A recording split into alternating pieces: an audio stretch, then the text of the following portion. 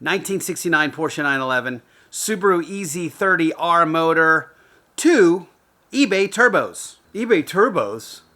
But they're not...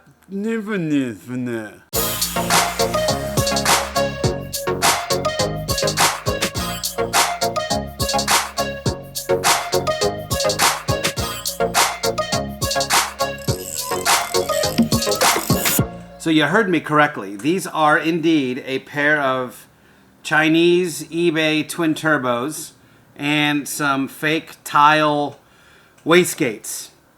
And let me walk you through the whole situation here. So as I was building this thing, I found a couple of really cool YouTube channels that I really liked. I reached out to one of the guys from Gearheads Auto Fab. You guys should definitely check out that channel. He did a twin turbo install on, I want to say it was a 300Z, and that's actually what inspired me to reach out to him. But this dude's been turboing for 15 years and has had great success with relatively low boost applications for eBay turbos. So I called him and said, hey, you know, I'm doing this thing. What do you think? And he recommended me these turbos and these wastegates because at the most, with the internals I have on my motor, I'm only going to need like 8 pounds of boost, if even that. So the Subaru EZ30 is listed as 240 horsepower, but apparently when you put a Haltech ECU on it, it's really like 300 horsepower. These turbos are good for 300 to 400 pounds, 300 to 400 horsepower by themselves, each one. So to get to 400 horsepower, which is my goal, is apparently really, really easy. I'm running E85 in this car, methanol, and these things should do the job really well. Now, are they the right turbo? I don't actually know. I stopped by Outfront Motorsports, who does tons of Subaru tuning. John from Outfront mentioned that these might be actually too big for my application and may not give me boost until like 4,500 RPM, which means there'd be a big lag until they would really go. So it's possible these are the wrong turbos, but I had to balance. I only have so much budget for this car. A lot of the budget got consumed by the Haltech system, which is quite expensive, but is really the brain of the car, and it's going to control a lot of the stuff I need to control. And so I had to compromise on the turbos, but all is not lost. Here's what's cool. I didn't realize this when I stopped by, but Outfront Motorsports actually makes these sick headers, these turbo headers that reverse back because they do sand rails and stuff all the time. So these bolt right up to my car. Do you realize what a pain in the ass and what an engineering breakthrough that the fact that I have these and I can just bolt them on? So this was well worth the $300 I spent on them. Then I've got the turbos and then this tiny little exhaust. You'll see how the thing lays out in a second. But ultimately, I only need to, if I decide, or if someone who makes turbos, reaches out and says, look, we want to be part of this build. It's part of SEMA 2021. It's going to be really cool. We want our turbos on front and center.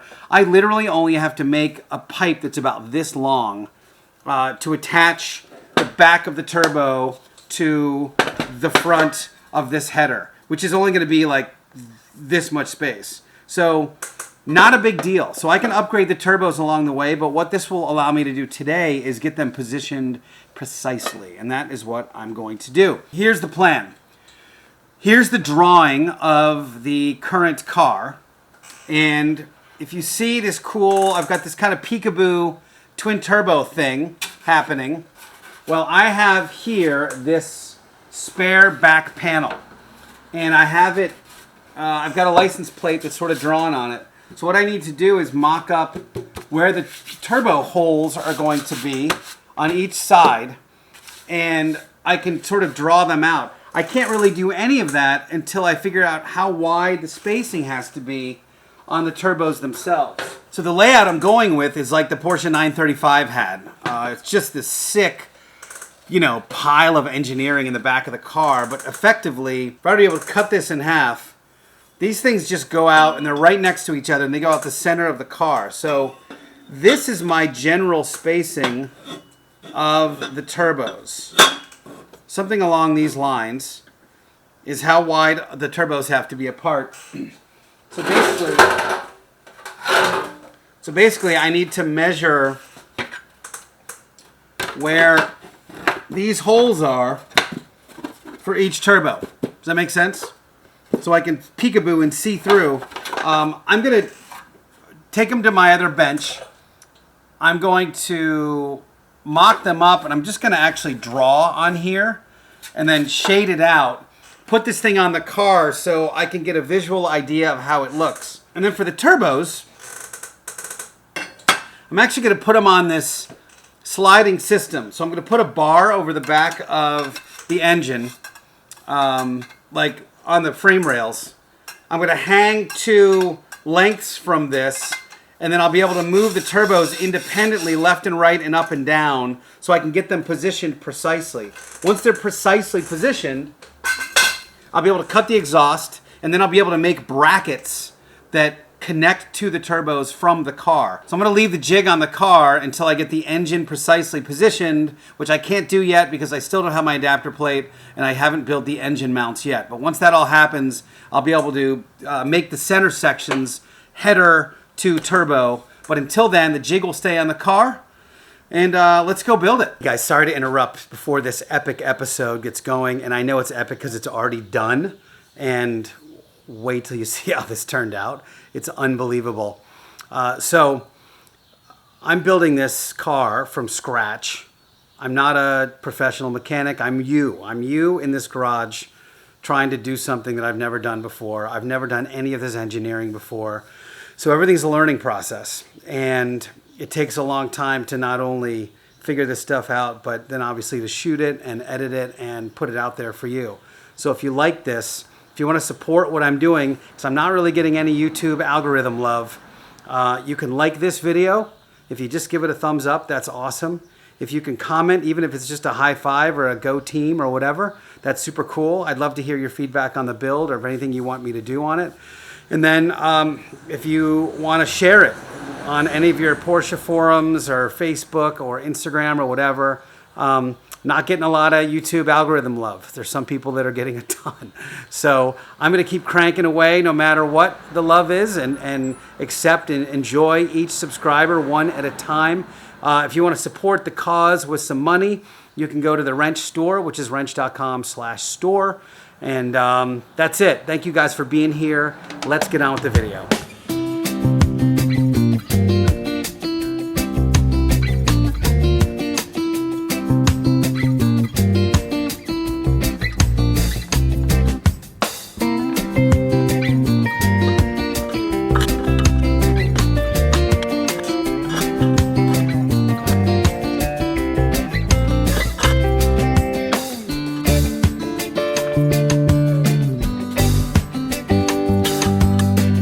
This is the rough configuration of the turbos. Looks badass, I think. What I'm going to do is mark the inside and outside of the back plate here and really try to center these.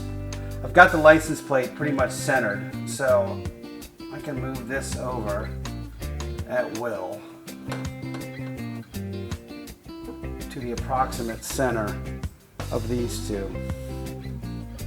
Now this doesn't have to be totally precise, but for me to find kind of the center line of each turbo, which is right there and right there.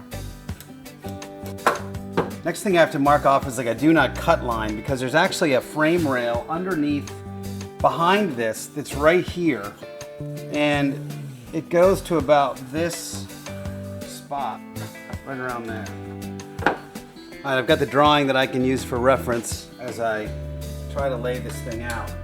It's got this cool thing where the vanishing point's probably like up here somewhere. So I'm putting it on the vanishing point X here, and then using this edge as the guide to get the same angle on both. Once I get it, I just put it down here and draw it out. Hopefully it's close enough.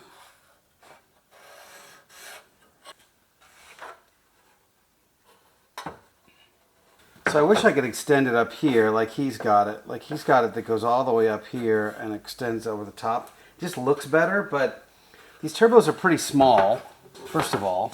But also, I can't because that thing's in the way.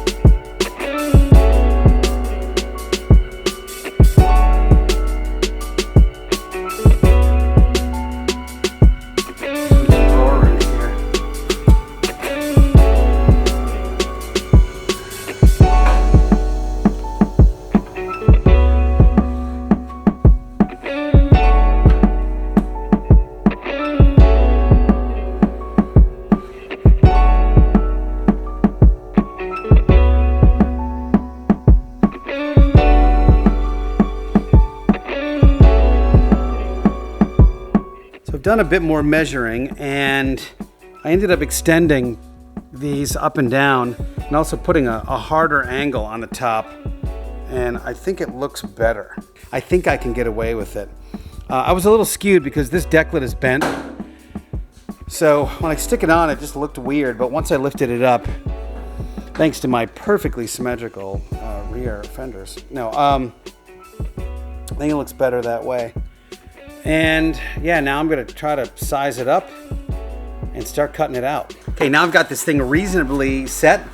I've got a whole bunch of hole saws and cutters and things like that to try to make this thing into an actual cutout piece. Now this is gonna be more of a pain in the ass than the actual one because the actual one's fiberglass and this is really flimsy aluminum or steel, like really bad, thin steel. So this is actually the perfect template to do this on. So let's see if we can cut this thing out and how close we can get to the vision in my head.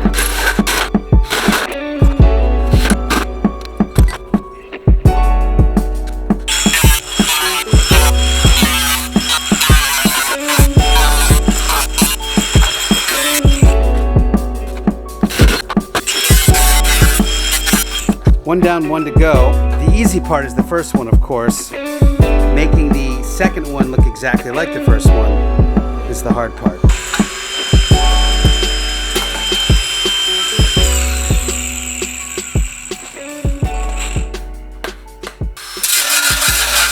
Okay, here we are. We are cut out. It's not perfect. Lesson learned is, I think what I'm gonna do is when the actual bumper needs to be cut, I'm gonna actually make some decals that are the perfect template of the cut I'm going to make. And then I can use Dremels and various tools with the fiberglass to make a perfect cut. But for now, this is gonna do just fine. Let's get it on. Let's get it on. Let's get it on. Let's get it on, Ben. Let's get it on. Okay. There they are, kind of cool. Let's go to the other side and see how they look from a distance. From a distance, your turbos are in my face. Yeah, look at that. Cool, huh? I think cool. I don't know. It might turn out to be dog shit, but right now I think it looks pretty cool. Let's put some turbos in and see how much cooler it looks. Let me explain to you guys how I'm going to make a little carrier for the turbos. So I'm going to use a bar that's going to go across here. It's going to go across behind the engine. Then I'm going to make a couple of kind of sliders that go on the bar, drop tubes down, and then connect the turbos to each tube so I can move them left and right and up and down. Here's my little plan. I have a little piece of bar here. I'm going to be cutting out 1-inch sections, 4 of them, and I'm welding on captive nuts to all 4 of them. So 4 1-inch sections with captive nuts. I'll cut those out. I'll then weld them together at a 90-degree angle, which will allow me to put one this way and one that way.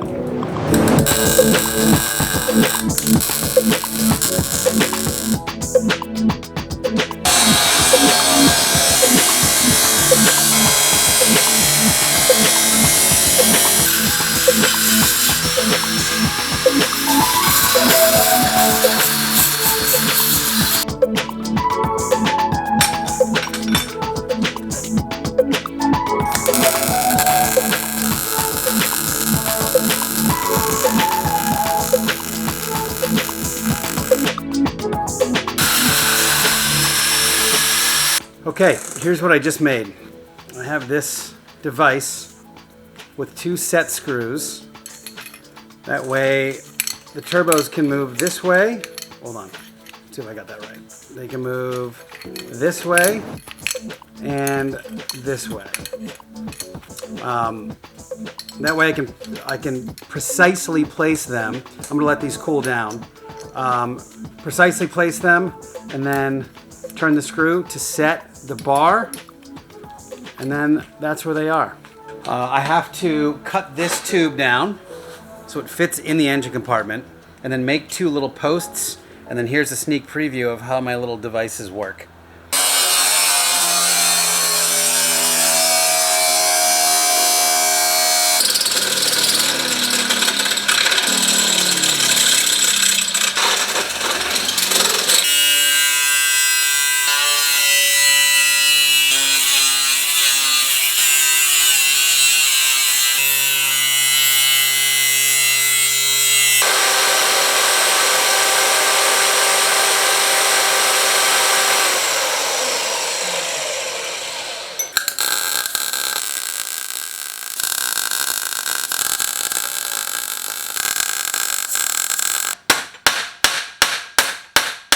Okay, so I have it out back on my bench, and I need to clock the turbos. And what that means is you can rotate each section individually to where you need to put it on the car. They're pretty easy to clock. This one just has bolts all the way around the inside. And what you do is you loosen all the bolts, and then you have free reign to move the stuff where you need to, which is great. So I'm going to rotate mine about here. I'm going to tighten this one bolt back. It's important that the center here, this is the oil feed and the bottom is the oil drain. So this is connected typically to like a high pressure oil line. In my case, I'm going to split off the feed that comes from my oil pressure sensor into kind of a T-fitting. So the sensor will go in the middle, and then I'll run 2 lines, one to each one of these, and that will feed each turbo oil, which keeps it cool and lubed. Let's loosen all these. This one needs to rotate all the way up to like here so that I can feed the intercooler. It's a good idea before you run any boost through any of these things to pull them off and Loctite everything, so I'm told. So I'm definitely going to do that. There we go. Same thing, let's tighten one of these up and go fit it onto the car and see how it looks.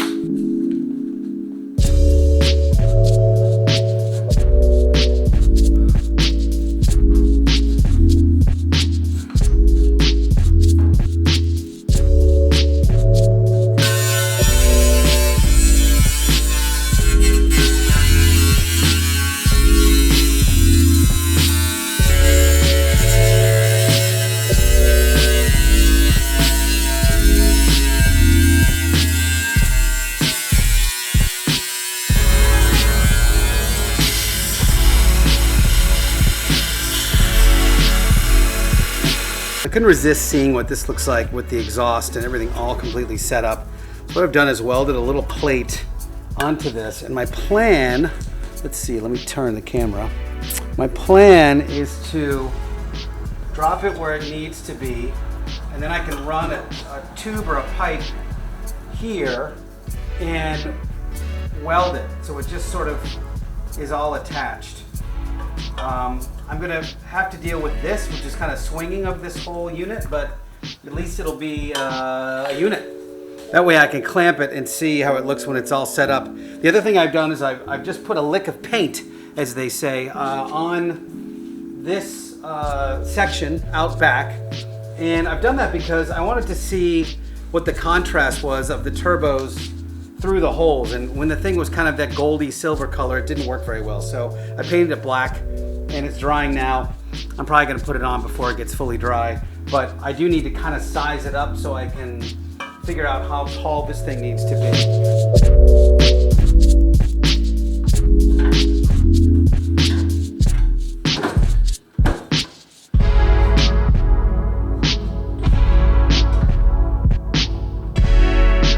So I have no clue if this is gonna work, but we're gonna give it a go, man. All we do around here is send it.